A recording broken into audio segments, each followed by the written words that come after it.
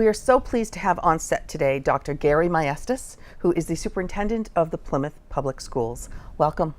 Thank you for having me. Thank you for being here. We're going to talk about a really important thing that you did, and then a relatively important thing in society right now. We'll start with, you volunteered to go down and be part of a Life Touch Memory mission in the Dominican Republic this past January with 45 other people. Yes. What was the motivation? What is Life Touch mission?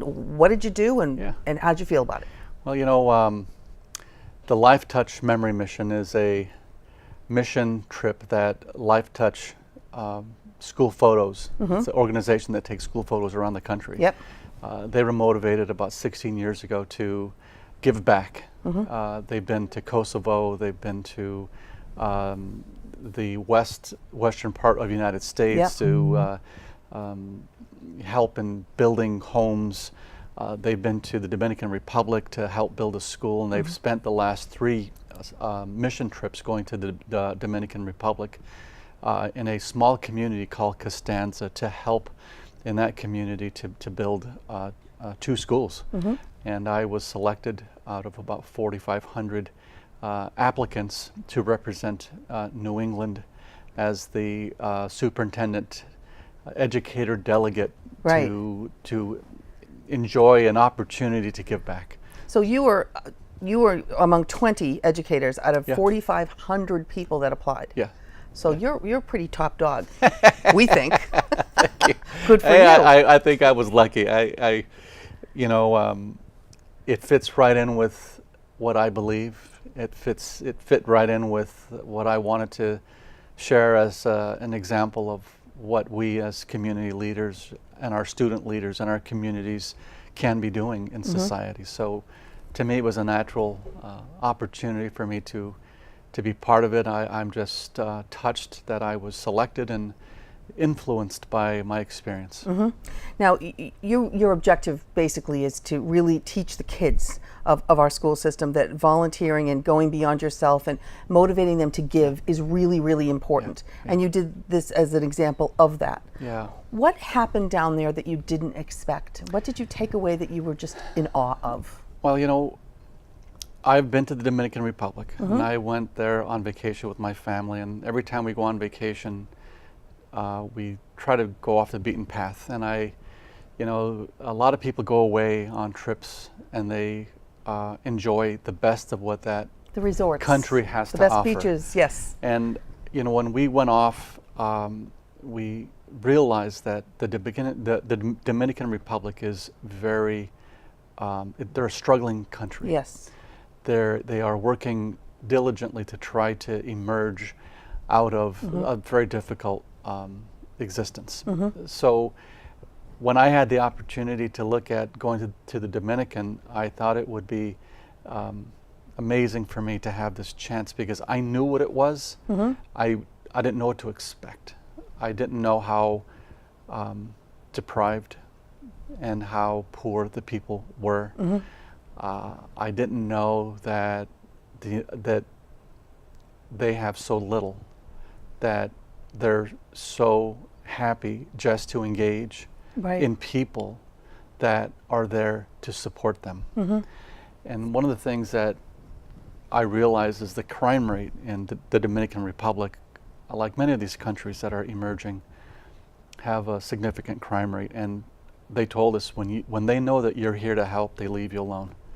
They help you. They want to be part of building their entire community. So, you know, it was heartwarming to see this whole community. They all knew that we were coming there, that we were arriving. 90,000 population is, you know, that's 90,000 people live in that community. And we're about 60,000 here in Plymouth. Right. We have 13 schools. They only have 7. They have 7. And you worked on the cafeteria at the school? I worked on a school in the mountains. We were about 4,500 feet above sea level. Yeah, wow. And we were about 4 miles from the middle of Costanza. So this is a community up in the mountains, about 4 miles up this mountain, beautiful area. And we were there, and they built the school where the people are, because they just can't travel into the Sure. community. They would never go to school. Right, they never make it there. Yep. So they built the school up in the mountains, and I had the opportunity. Life Touch the year before really helped with the school building itself, but my group was really centered on building the cafeteria and kitchen facility for the school. So that was, I really love working with my hands and building stuff. I built a lot of stuff on my own, but one thing they tell you is forget everything you know. Right. You have to relearn it, because you got to do it their way. It's Right. they have nothing. Right. I tell you, I put block up for 4 or 5 days in a row, and all we had was a trowel, Wow. shovels. Yep.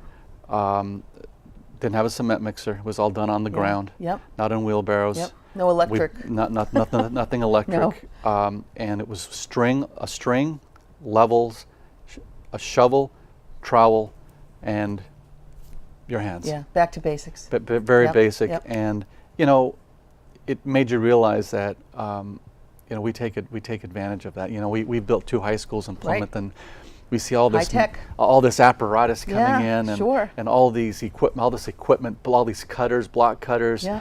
And the guy was showing me, one of the guys I got close with was showing me how to break a block with a hammer, where you get a concrete block and just hit it in a certain area. He would hit the block like 10 different spots, Yeah. and the block would crack in half, and he'd pop it right down the exact size that he needed it. Yeah. And here we are. We got all this Sure. equipment to try to do that. So But that's what we grew up with. I mean, that's what Absolutely. we're used to. That's what we're used to. And to your point, this gives you a perspective Yeah, absolutely. that you will never have if you don't make a trip like that. never. You can't learn this in a movie. You Yeah. can't learn it Yeah. on TV. You have to Can't. do it and work with your hands. Yeah, and it's special to be able to work alongside people that want to learn about you, and they know that you're there, and so giving. Yes. So it was unbelievable. That's wonderful. Congratulations on that. Thank you. And in our last minute, can we just also touch on a program that you're going to be having at the schools? It's called the SMART program. Yeah. And what is that about? Well, we have been planning this for about a year, and the SMART program is really centered around gun safety. And I know this is a really sensitive topic based on what Absolutely. happened at Stoneham Douglas High School in Florida, the 14th of February. We've been planning this gun safety thing for about a year, and then here we go. We have Yep. another school shooting, and I think the awareness and the sensitivity of guns is out there. So we had a teacher at one of our schools, Julie Bonatti. She's a teacher at South Middle School, and she brought it to our safety committee and asked, is it possible for us to run this gun safety Sure. information night for people to learn about how they can secure and make safe their home environments and society in general if they all have a common understanding of gun safety. Yep. So that's what the workshop was. Okay. And we're moving forward with that. And I think a lot of people are kind of connecting the dots between Florida and Yeah. this, but Yep. this was something that we've You had already planned. Yeah. So it's in mid-March, Yeah. and it's all over social media if people Yeah, want it is. information about it. I'm Yeah. glad you're doing that. That's Thank you so wonderful. much. And thank you for sharing a little piece of what you went through in Thank the you. Dominican, and I'm sure you'll do it again. Thank you so Yeah. much.